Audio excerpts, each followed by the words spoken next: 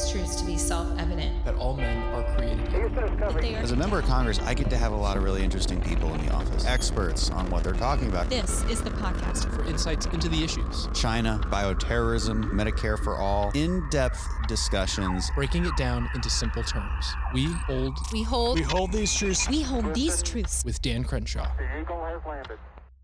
Despite the doom and gloom on the news, the world has actually taken pretty huge steps forward in reducing poverty, increasing education outcomes, improving our air and water quality, and improving technology over the last century. How have we done this? Innovation, trade, and abundance, which has led to something that Marian Tupy is now calling superabundance, which is also the title of the new book that just came out. And rather than buying into the ideology that led Thanos to snap his fingers and eliminate half of the population, we're going to talk to Marian Tupy today about how more people have led to greater abundance, not less. Marian, thanks for being back on the podcast. Thank you very much, Dan. Delighted to be with you. So, let's just start with the basics here. What do you mean by superabundance? And maybe let's talk about your background first. I mean, you run humanprogress.org. You've been on the show before to talk about this very subject, this idea that the earth is being ravaged by this human scourge of a parasite that exists on the earth. And you point out that it just the data doesn't lie. The numbers don't really lie. We're getting much better at preserving resources, and it turns out we probably have a lot more resources than we ever thought before. And so how did we get from abundance to superabundance? Well, people have been wondering about the relationship between population growth and availability of resources. Really anything from a lump of coal to a pound of iron, all the way to food items such as a pound of beef for thousands of years, really. I mean, the Confucians talked about it 500 BC, so did the ancient Greeks like Plato and Aristotle. And people always had this ambivalent attitude about having more people in the world because they believed that eventually human numbers are going to grow just so big that we are going to run out of things.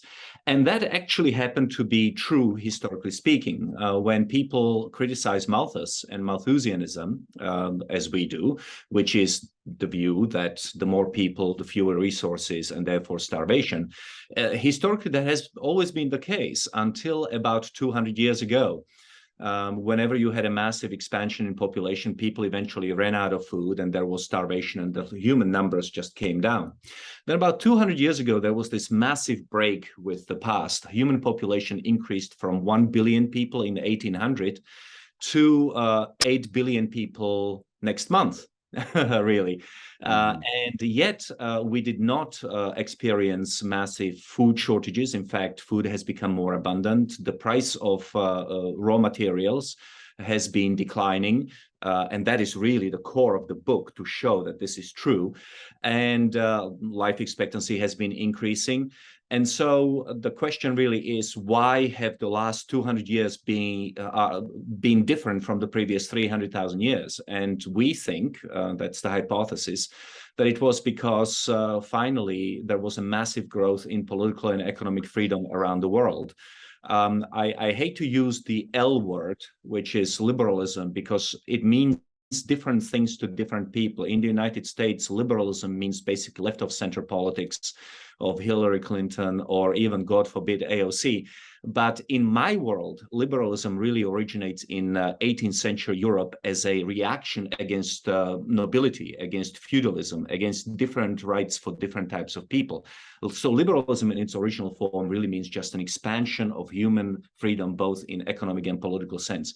If you accept that definition of liberalism, then definitely the world is much freer, both politically and economically. Economically, because you no longer ask your feudal lord to allow you to sell your bag of wool to somebody. You no longer have to ask for permit to export, or at least to much lesser extent than it used to be the case. And politically, in a sense that if you want to open a business, you can, unless a regulator prevents you from doing that. Whereas before, that would not have been the case. And of course, everybody has a right to vote, elect their representatives, and dismiss them. That wasn't the case. And so in this tremendous era of greater economic and political freedom, people can apply their talents in order to benefit themselves and their families. And through that, we go on this beautiful scaling ladder of innovation, which makes things cheaper. One thing you talk about in the book is time price versus inflation adjusted price. And that's sort of an interesting concept. And, it basically means this: you can buy more, maybe I'm not explaining right, but you can buy more with basically the same amount of input. The work that you input into whatever work you do, you can buy more now than you could 30 years ago, even though, and that runs counter to the perceptions of a lot of people, especially my age. Well, I don't know. I don't think you're that much old. How old are you? Our age, let's say. I'm 45, but let's okay, close enough. Yeah. But there's an argument that the baby boomers had it easier in many ways. And if you look at inflation adjusted prices, that's true with respect to healthcare and education and housing. And so maybe there is something that argument, but maybe what's a more nuanced way to think about that? Okay, so there's a lot to unpack there. The first thing is to identify what is a time price. Every one of your listeners is familiar with a nominal price. That's the price that you see in a shop on any given day. That's just a store price. Those over time tend to increase, although not always. And therefore, to figure out whether something is becoming really more expensive or not, you have to adjust it for inflation. As you know, every year, every American knows now, even if they didn't before 2 years ago, that what inflation is, right? So we stopped thinking about inflation after 1980, but inflation is back in the papers. And so to figure out whether really something is becoming more expensive or not, you have to adjust it for inflation, which is just nominal price minus the inflation rate. And you get to see whether a gallon of milk is cheaper or more expensive today than it was last year at this time. But both nominal and real prices have one huge shortcoming. They don't adjust for wages. They don't look at what is happening in your wallet. So it's perfectly possible that something can increase in price by 2 or 3%, but if your wages have increased by 4 or 5%, you are still going ahead. So really, time prices are just a translation of prices from dollars and cents into minutes and hours of work. And in the book, what we ask is, are things becoming cheaper in terms relative to work, relative to the amount of work? How much time do you have to work today to buy something as opposed to yesterday or 100 years ago? And so I'm just going to give you a few stats, and I'm not going to give you too many numbers, but in the book we look at hundreds of commodities and food and finished goods going back to 1850, and we'll look at those prices from the perspective of American blue-collar workers and unskilled laborers. Unskilled laborers, people like janitors, right? And the reason why we wanted to do that, because we didn't want to be accused of saying, well, your statistics are skewed by the rich people in America. What we were interested in is how are the people at the very bottom of the economic ladder are doing. So relative to 1850, for the same amount of work, let's call it an hour of work, but for the same amount of work, a typical American worker could buy, let's say, 1 pound of rice in 1850. Today, he can buy 52 pounds of rice. This is an unskilled labor. So from 1 pound in 1850 to 56 pounds today, from 1 pound of tea to 51 pounds of tea, from 1 pound of pork to 34 pounds of pork, from 1 pound of cotton to 33 pounds of cotton, from 1 pound of corn to 26 pounds of corn. Actually, the one thing which is not performing so well is my favorite, which is beef. For the same amount of work that bought an unskilled laborer 1 pound of beef in 1850, he can now get 3 pounds of beef. So even on something that has not performed very well, a typical worker is much better off than he or she used to be a long time ago. We also look at the 1970s, we find the same trends. So overall, things are becoming much cheaper in those areas where the government has allowed the market to operate and competition to operate, where it's not subsidizing or heavily influencing the competition, the market competition. And you brought up, and I will finish with this, you brought up the very important exceptions to the process. And your listeners will not be surprised that the exceptions to the process of market competition and driving down prices relative to wages are the things where the government is most heavily involved: healthcare, education, and to some extent housing. On average, housing is still getting cheaper relative to wages, and you also have to adjust for the number of square feet. Yeah, no, that's an interesting point about the square footage, because there's a tendency for my generation to feel like they can't possibly afford what their parents did, but you do have to have proper comparisons in place, and they bought a lot smaller houses, and also I'm not sure they bought them in the chic areas of downtown, whatever that may be, in what city. Okay, so let me just explain to you the number of different adjustments that you have to make in order to get a sense of whether housing is becoming more expensive or not. What I'm talking about is average price of a home in the United States. I'm not isolating from it the metropolitan areas where everybody wants to live. I'm just looking at the average. And the average home today is 1,000 square feet larger than what it was in the 1970s. That's just one improvement. The second thing is that the number of people who live in American houses today is smaller than what it was before. So in the 1970s, it was roughly 3.25 of a person living in an average American home. Now it's down to like 2, right? 2.5. So it's also more square footage per person. Homes are generally better, more insulated. For example, they come with all sorts of accoutrements that homes in the 1970s didn't come with. And finally, and this is very important, the interest rate on borrowing until recently was very low. So as a result of America's decent monetary policy after 1980 until recently, interest rates have been declining. And so when I remortgaged my apartment 2 years ago, I think I locked in a 3% interest rate, which was much lower than what it would have been in the 1970s. And therefore, your premium on payment of houses today is much smaller than it would have been in 1970s. So all of those things combined give you a picture that housing actually relative to wages is not getting more expensive. That's not true of education and healthcare. However, even there, we try to do something very interesting. In the book, we looked at cosmetic surgery, breast adjustment, chin adjustments, hair removal, etc. In virtually all of them, over the last 20 years, prices relative to income have dropped. So in those places where the government does not actually regulate healthcare provisions, such as elective cosmetic surgery, prices are declining. It's only in places where the government does not permit proper competition that prices are increasing. Yeah, that's a really good point about the healthcare side of things. But there's got to be some kind of limiting principle to how much more we can grow and how many more houses we can possibly build to sustain an ever increasing population. I mean, there's got to be, right? Because we just run out of space eventually. And in the United States, we've got a lot of space, but that doesn't mean there's jobs anywhere near that space. The increasing use of virtual work and telework might be a solution to that, but there's still got to be some theoretical limit to that. Well, people have been theorizing about the maximum number of people that the world could coexist with for a very long time. A recent paper argued that up to 100 million people could survive in the world with the current resources. None of these things seem to be currently of great how should I put this, topicality, because of course the problem in the world after 2060 is going to be declining population, not increasing population. So we are going to reach a peak of 9 billion people around 2060.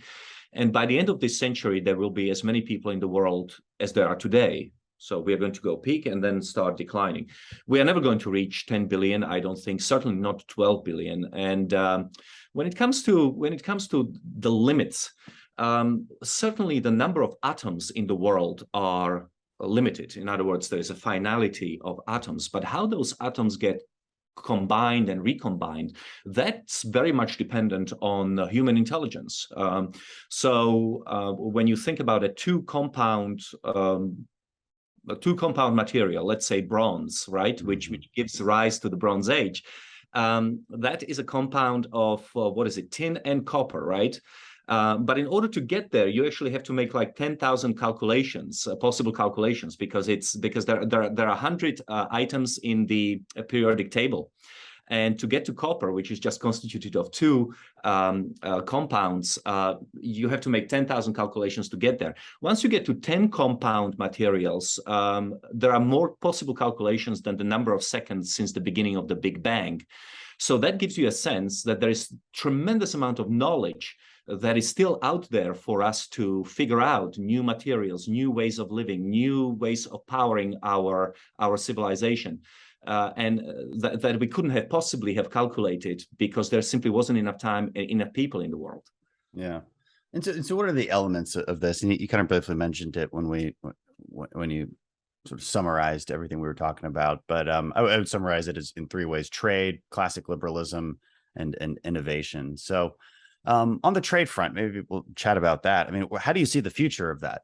Because the Bretton Woods system, the post-World War II system, sort of underwritten by the security of the United States, has created it's not a perfect free trade environment by any stretch, but it is a mostly free trade environment. Whereas as a supplier or a producer of something, you can sort of look around the world and say, well, who wants to make this widget for me that I can put into my manufacturing process? Who will make it the cheapest? And we can trade, and we can engage in specialization. It doesn't, I don't know. There's a lot of skepticism around trade these days, and there's some evidence that it seems to be going in the wrong direction, both because of political populist movements in our country and in other countries as well. How does that fit into your thinking? So trade has been an important source of human prosperity for a very long time. People have been trading with each other a long time before the rise of nation states, simply because they needed something that somebody else was producing, and it's a very good way to increase your wealth. I think that globalization, at least for the foreseeable future, has peaked and is now going to decline somewhat. I think that America will still need to trade with the rest of the world, partly because some of the stuff that we are only produced in other parts of the world, but also because 330 million people simply cannot produce all the things that we are used to buying. We don't have enough people to produce everything that efficiently. To do it efficiently, at least. But even inefficiently, 330 million people is simply not enough to do everything that we like, from agricultural goods to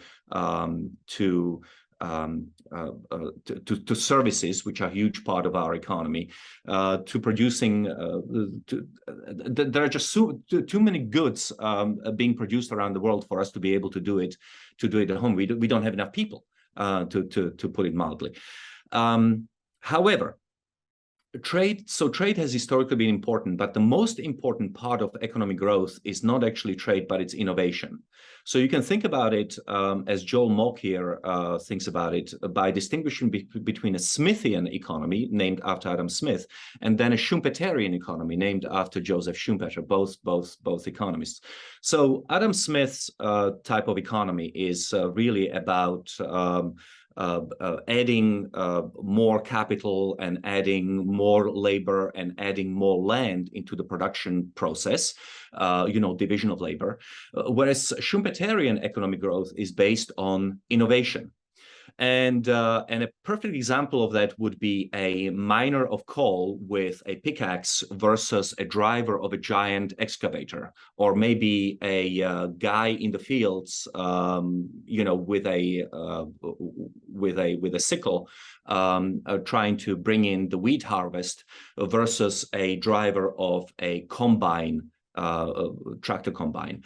The point is that you could get the same type of productivity, or you could produce the same amount of stuff, the same amount of wheat, by simply adding armies of laborers armed with a sickle. Or you could simply discover this wonderful machine, which is a combine tractor, which can do the job at a much cheaper cost with much greater efficiency. And so what really has driven the last economic growth over the last 150 or 200 years is this Schumpeterian innovation. And what really distinguishes what's happened is that we are living in a period of sustained innovation. Human beings, of course, have always innovated, but they have done so haphazardly. And whereas now we innovate all the time, and modern prosperity is really a result of that continuous innovation. So could you be wealthy without trade, just innovating? I suppose you could, but I think that trading and innovating at the same time basically just makes the growth even faster, even higher.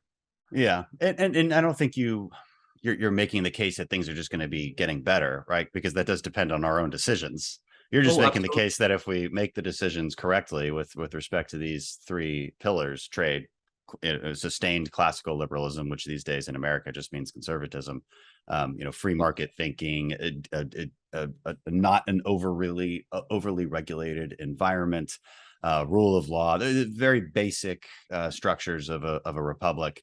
And innovation is a third pillar, and we'd be fine. I just the reason I brought up the trade issues because it's one of many issues where policymakers seem intent on creating that scarcity. You're seeing that in the Netherlands, you're seeing that in the fall of Sri Lanka. It's a worrisome trend, and you're certainly seeing that in Democrat policies here in the United States. Yeah, I thought I would get away with using the L word, liberalism, because I have obviously a very thick foreign accent. And so people understand that when I say liberalism, I certainly don't mean the left-wing liberalism in the United States. But I think that calling it classical liberalism actually makes people know what that means. Yeah. And so abundance really for me is a fortuitous outcome of population growth and freedom. Right, which is what I mean by classical liberalism. So what do we need? First of all, we have to abandon this notion that the world has too few people. Innovation. What does innovation look? If economic growth depends on innovation, what does innovation depend on? Innovation depends on ideas. And only human beings can produce those ideas. And there is only a small fraction of humanity who can come up with world-changing ideas. So if you have a population of 100 million people, at the start of the Bronze Age, 5,000 years ago, there was only 14 million people in the world, right? So when you have such a small population and only a tiny fraction of that is going to come up with a world-changing idea, then obviously the more people you have, the more the greater the likelihood that you're going to come up with a groundbreaking idea. So we need people, because people produce ideas which are then translated into innovations. So for me, abundance, as I said, is population times freedom. What stands in the way of freedom? Well, one is this anti-humanist, anti-natalist philosophy of the far environmental left. There are plenty of reasonable environmentalists. I would consider myself an environmentalist in the sense that I like environment and want to protect it. But there are those environmentalists who see human beings as a cancer on the planet. They actually hate our species and would like us to end. And it is people like that who often have inputs into policymaking, which is then detractive or detracts from the possibility of growth by overregulating the economy where we can no longer build anything in this country, by banning certain activities, by basically preventing people from innovating. And it is a serious problem. When you look at what's happening in Europe now, that is an outcome of bad policies. There is absolutely nothing in the material world which guarantees that Europe cannot keep the lights on. Nothing. We have the coal, we have the gas, we have the oil, we have the uranium to power nuclear power plants. It was a stupid decision by the European decision makers who decided to basically, tie their wagon to this chimera of a rapid transition to renewable to wind and solar, and today they are suffering the consequences of that. So yes, if abundance is going to be stopped by anything, it is going to be stopped by stupid decisions by our elite decision makers. Now, I want to make it clear that I think that in any society, the shots will ultimately be called by some sort of an elite, whether it is the Soviet Union or the United States. Decision making will always have to be done by elites. However, elites must be evaluated on the basis of their track record in calling in predicting Mhm. correct future outcomes, or just running the country efficiently. For some reason, in our country, when you have a failed decision maker, they tend to fail upwards rather than downwards. There are very few negative consequences for screwing things up for the rest of us. And so the problem is Seems that way. Yeah, the problem is not really with the elites specifically, but with the wrong kinds of elites and the wrong kind of incentives, which preserve their hold on power, even though they fail time and time again. And so the need is really to clean the house, the Augean stables, and to bring in different types of elites which can actually have a proven record of getting things right. Yeah, well, a proven philosophy of getting things right. You know, Fair point. I'm pretty. I agree with your assessment there. I have a more cynical view of it than you even do. You know, I think the main problem is voters are easy to lie to, and demagogues are very good at it. It's at selling that snake oil, and but they'll do it because voters have a sense of what you're saying, right? Voters have this, and just they're not really sure how to articulate it, but they agree with you that people just have not been getting it right, or elites have not been getting it right. It could be better. And sometimes they're correct in that assessment, and sometimes they're not, right? Because on the left, people think that, oh, we haven't been getting it right, we've destroyed our Earth. Of course, that's a false narrative. Your entire book debunks that. You know, if anything, all of the data and all of the evidence points in the other direction. And that same false narrative building can happen on the right too. And so, you know, I wish there was as simple as, you know, we keep electing the wrong elites, but you can easily find politicians that pander to and campaign on that exact same slogan. Everybody before me has screwed it up, and I'm going to get in there and I'm not going to screw it up. You know, we're going to abolish this and abolish, or whatever, you know, whatever their silly campaign slogan is that just kind of feels right to people. It's very populist, very demagoguery. But in the end, it's selling snake oil. And, you know, I find it quite the challenge to try and navigate that narrow band of truth where you got to tell people uncomfortable truths sometimes. Like, no, and I'll give you an example. People think that the government raided the Social Security Trust Fund, and that's why we're running out of Social Security money. And what they don't want to hear is, no, the actual reason is because we built that system off of a population where there was like a 6-to-1 worker to elder ratio. Now it's like 3-to-1. It's demographics, you know, and I'm sorry. And you're living way longer than anyone expected you to. That's what's actually happening. That's a harder truth for people to bear. And so they want to believe that elites screwed it up in the past, when in reality, there are forces outside of people's control. And frankly, it is the continuous pandering and the continuous buying of votes. Let's increase your benefits because we care about you. We're not going to screw it up like those last guys. And then you end up with a bad situation. So it can happen both ways, right? That's my summary of the political analysis as I see it, I think.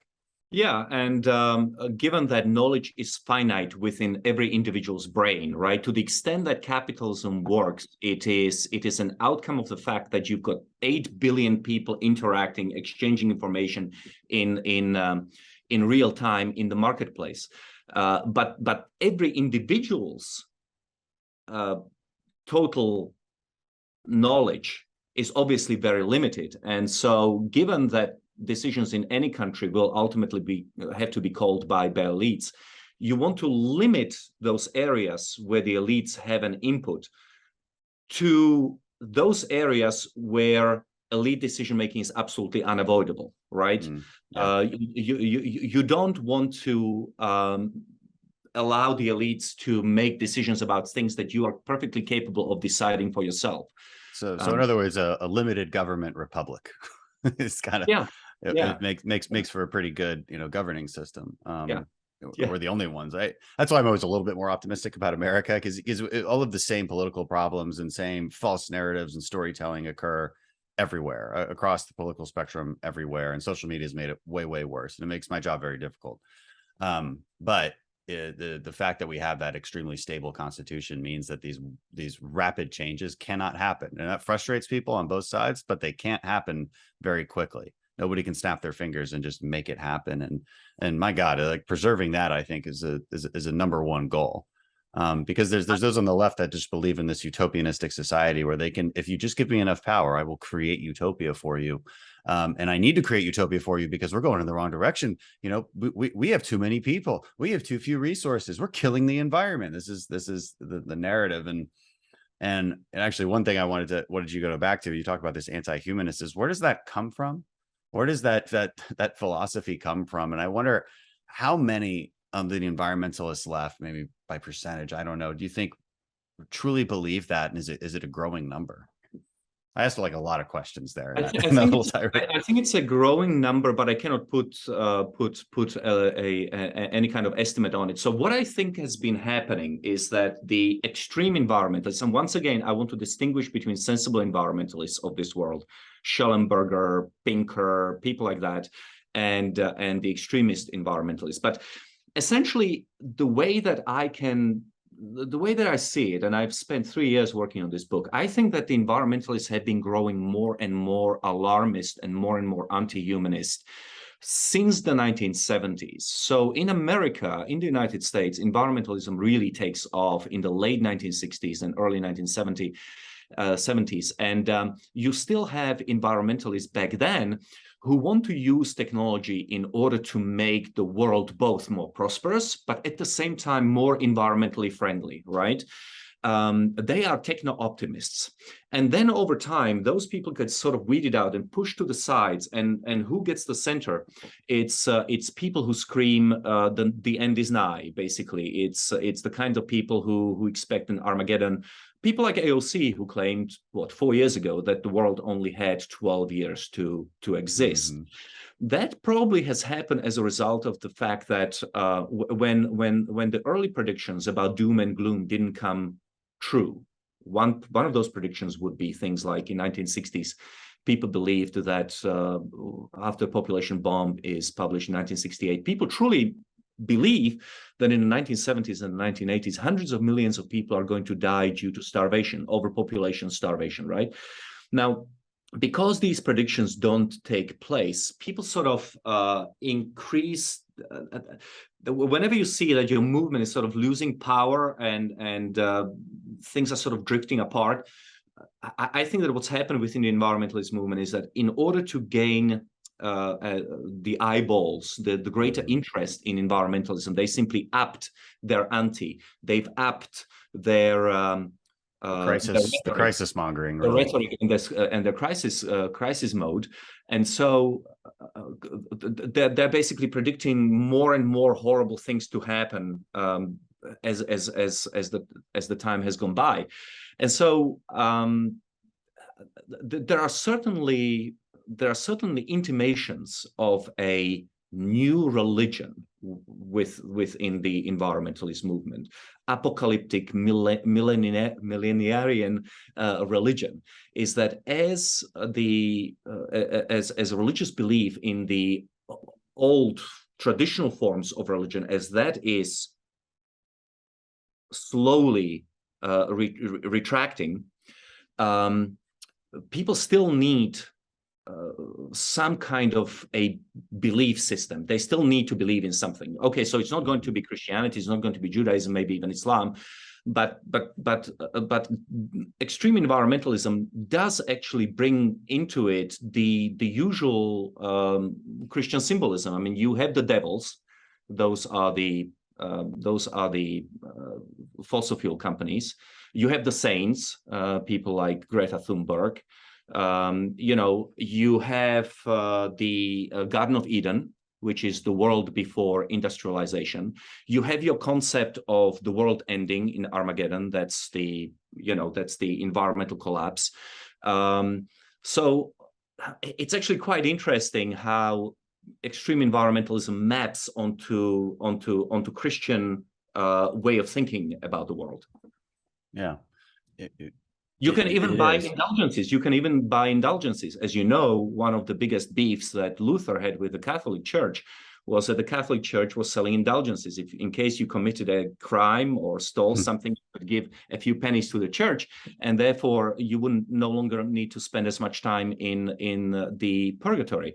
And now you can buy indulgences if you are the Duke of whatever it is, Prince Harry, or a movie star. You can still fly around the world in first class or on a private jet, so long as you give a little bit of money to your favorite environmental cause. Then all your sins have been washed away. So it's very interesting to me. Yeah, it is. There's a lot of parallels between that kind of woke environmental left and religion. There's sins. There's a way to repent for your sins. There's gods of climate change, gods of anti-racism, whatever they may be. You talk about Malthusianism a lot. Maybe we can explain who Malthus is and how that was maybe an original thinker of this sort of as a Marvel fan, I would say Thanos ideology, where he's so intent on balancing the universe that he has to snap his fingers and kill half the population. And I actually think that the movie The Avengers is a pretty good representation of what would happen if you did that. Right. The economy just completely failed. There's nowhere. I mean, it's a disaster. It didn't make anything better. There was no balance that happened. It was just murder and disaster. That's right. So Thomas Malthus was an Anglican preacher who published in 1798 his tract on population. Basically, Thomas Malthus learned and then became obsessed with arithmetic growth rates and geometric growth rates. And arithmetic growth rate is when something grows 1, 2, 3, 4, 5, 6, 7, 8. A geometric growth rate grows 1, 2, 4, 8, 16. And he believed basically that whereas food production would only grow at an arithmetic growth rate, 1, 2, 3, 4, 5, 6, 7, 8, population growth would be going on at geometric growth rates. So 1, 2, 4, 8, 16, etc. And so because population was going to grow at a faster pace than food growth, you're going to end up with starvation. In our book, we found the exact opposite. In our book, we found that food and that food grows at a faster pace than population. That's what we call superabundance. So there's actually a definition in the book of superabundance. Superabundance basically means abundance or things getting cheaper at a faster pace than population growth. So if population grows at 2%, but your abundance of resources is growing at 4%, that tells you that difference is innovation. That tells you that on average, every additional human being in the world produces more than they actually consume. And that's what we found looking back at the data going back to 1850. But Malthus was then resuscitated in 1968 by Paul Ehrlich, who is still alive, a biologist from Stanford University. And Ehrlich published a book that I already referenced. This is the 1968 book, Population Bomb, where he predicted mass starvation of hundreds of millions of people in the 70s and the 80s. And you remember Charlton Heston, right? The great American actor. So in 1974, Charlton Heston played a lead role in a very famous movie that some of your viewers and listeners will remember. It was called Soylent Green. Have you seen it? Do you know the premise of Soylent Green? No. Okay. Explain it. So Soylent Green is basically a movie about the world being so overpopulated that every time a person dies, he or she is turned into a biscuit called Soylent Green, which is then fed to the people who are left behind, right? And here's I mean, it's kind of silly, but Charlton Heston, as always, overreact in that movie. But here is the cherry on top of the cake.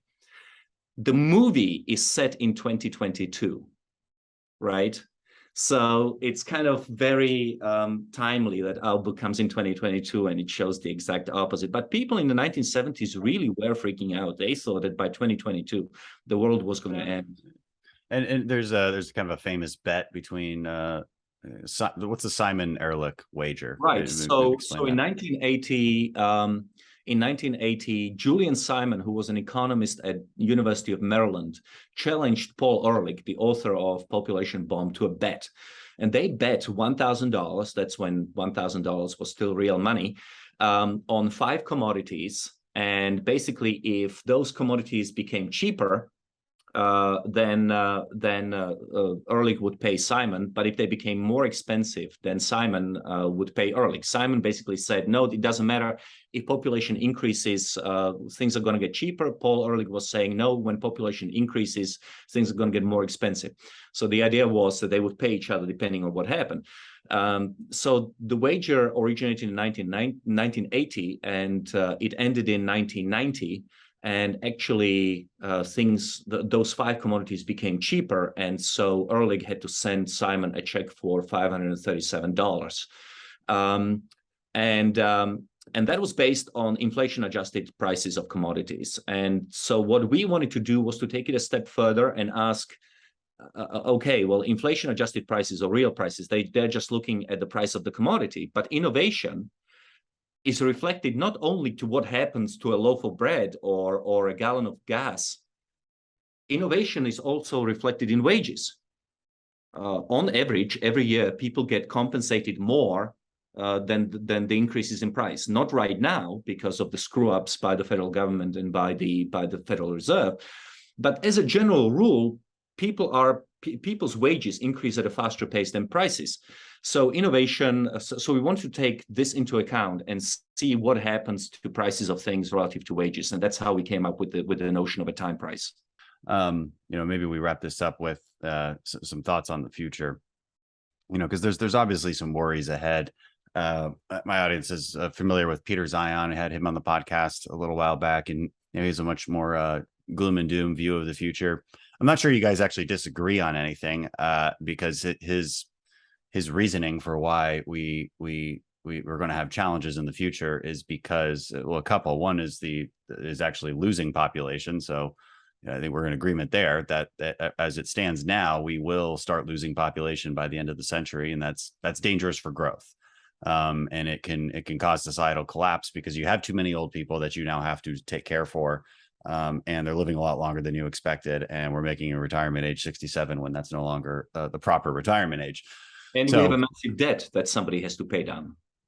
Huge amount of debt. And and it does seem, again, like because of the sort of nationalistic fervor that's part of it. But I think it just a general distrust in institutions and free trade, geopolitical tensions, Russia invading Ukraine, our tension with the Chinese, which is not going away anytime soon.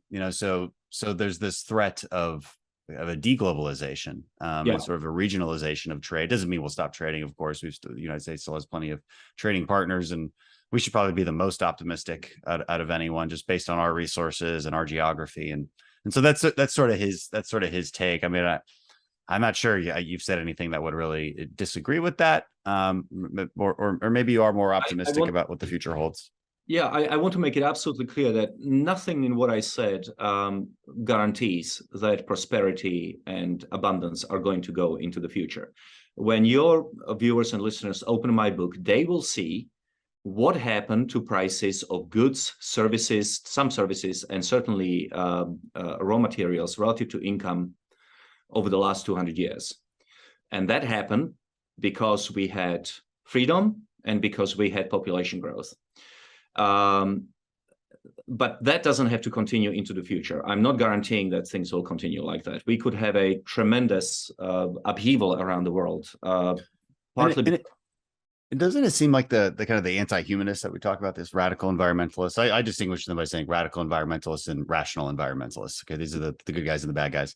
And the radical environmentalists, because they believe in this sort of anti-human ideology / religion, it's almost like they've convinced liberals who, because they got to categorize everybody, I think. And so I think there's like kind-hearted, naive liberals on one side, and then there's these radical environmentalists that actually just hate humanity, and they're very overt in saying so. It's not like we're just making this up. I just listen to what they say. They say, don't have babies, you're a scourge on the earth, we suck. Like it's the common refrain, so I don't think we're making this up. Liberals don't necessarily feel that way, but they also are very prone to feeling bad and guilty. And so they're easy to persuade by that radical left. And so then you get these policies that become the self-fulfilling prophecy where you're talking about the scarcity, but you're actually just creating it through policy. And again, I go back to this anti-fertilizer bent from the UN that has caused a collapse of Sri Lanka.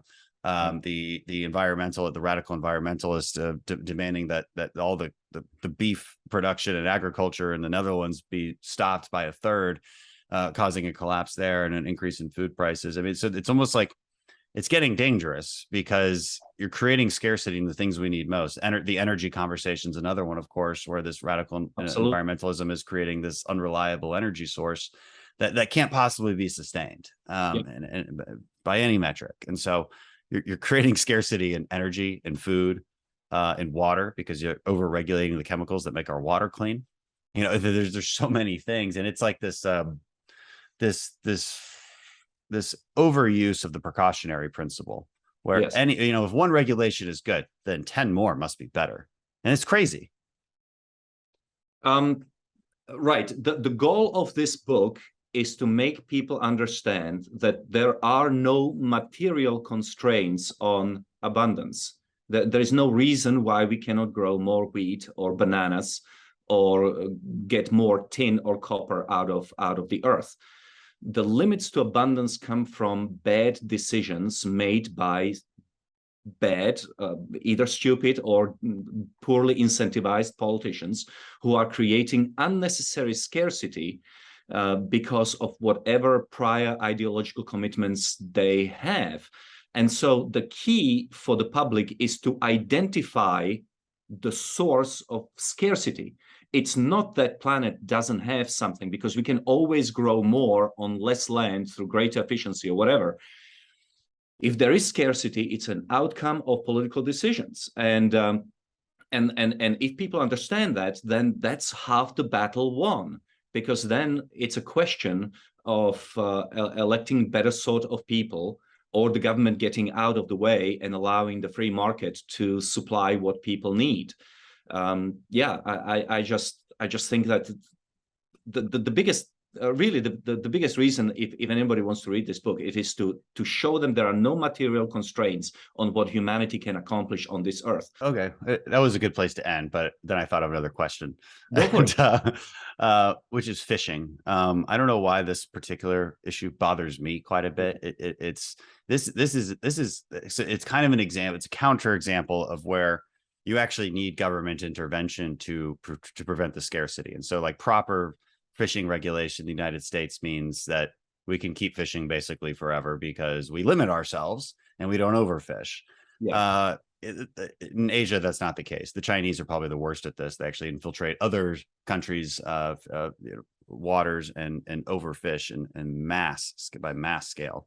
What do you? Is that a topic that you bring up at all in the book or at all in your thinking?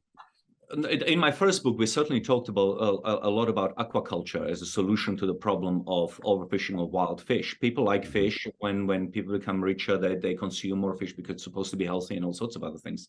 And it is absolutely true that because of some technological breakthroughs, for example, we were able to fish more fish in the wild than was advisable. So I agree with you on that. And the answer to that is, of course, to grow more fish on fish farms and shellfish, shrimp, or whatever else, salmon. Most of it, which is consumed in the world today, are really produced on fish farms, and that's the right way to go forward. Abundance on food doesn't mean that it happens completely without any government input or without any kind of regulation.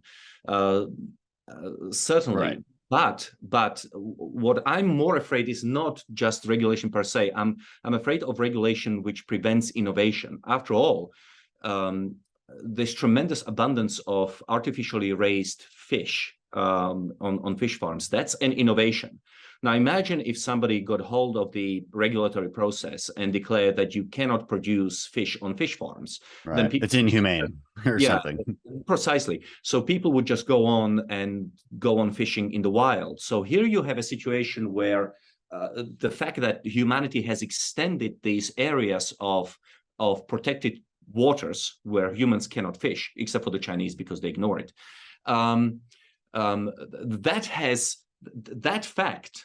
That protection of tremendous areas of global oceans from fishing has also forced us to innovate when it comes to raising fish on fish farms. But again, if somebody has implemented a regulation which prevented us from doing that, then that wouldn't work. So my worry is not necessarily that all regulations are bad. It's just that the regulatory process can get, and often is, being captured by special interests that don't want to innovate because they're deriving rents from whatever the current arrangement. And I think that we always that the electorate, people who are voting for you, need to be aware that it doesn't matter what kind of rules and regulations are in place. At some point, human ingenuity will find a way of getting around it. Will find a way of perverting the original intent of the law and the regulation. And so you have to be constantly on the lookout for special interests, basically preventing innovation from happening. Yeah, and we see it all the time in political debates. The electorate doesn't know, the population has no idea what regulations are there and what aren't there. All they hear are political slogans. The Democrats will say, well, I mean, I'm actually for protecting the environment. They just don't want to protect it at all. As if we're arguing from year zero, like where there's, it's a blank slate of regulations. That's somewhat sort of the point they're making. And they're like, we just want to protect the environment a little bit. And you're like, and it takes time and it's difficult to explain to a population of voters that there's already tons and tons of regulations, and it does not therefore mean that more is better. There's no evidence that more would be better in this case. And it's a nuanced argument. It gets down to the details, and people do not have the attention span for it. And so it becomes this sort of like this sort of false choice between protecting the environment and not protecting the environment. And that's not what we're saying at all. What we're saying is you need balance. And look, again, just because one regulation is good doesn't mean that 10 more is better. The precautionary principle, which is like you shouldn't move forward with anything until you can guarantee safety. Well, you'll just suffocate yourself. I mean, I can keep you perfectly safe and I'll just put you in a prison cell. Yeah, and you will be safe forever. But that's not exactly a purposeful life. Yeah, and this is once again where innovation comes into it and why innovation is so important. Look, Israel has practically no freshwater resources. It's recycling something like 92% of its water, but it's an exporter of water to surrounding Arab countries. How does that happen? Well, partly it's because of desalination. What is desalination? The world is covered. 75% of the world is covered by water. It's just the wrong kind of water, right? We need to turn ocean water into fresh water. How do we do it? Through desalination. Desalination, a product of human mind.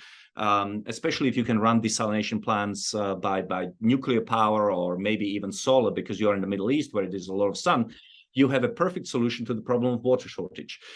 Is agriculture in America using too much water, for example? Again, innovation can come and help you. Nowadays, with smart or precision agriculture, you can put a microchip on every plant or on every tree, which tells you exactly how much water it needs and when.